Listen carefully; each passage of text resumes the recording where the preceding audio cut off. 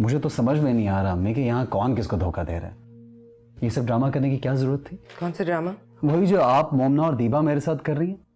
क्या जरूरत है ये सब करने की? आप किसको धोखा दे रही हैं? किसको तकलीफ देना चाह रही हैं? मुझे या मोमना को? या खुद को धोखा दे रही हैं आप? क्या आपका बेटा इन हालात में खुश है?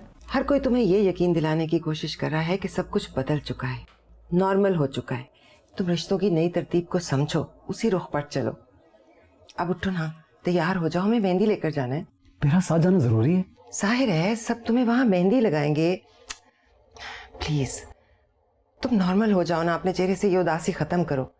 मोमना को देखो, हशाश बशाश फिर रही है और तुम खाम खाम मोमना और पुप्पो से खिंचे खिंचे फिर रहे हो।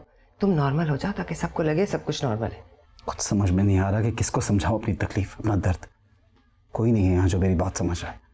आ रही है ना कल तुम्हारे सारे दुख समेटने वाली।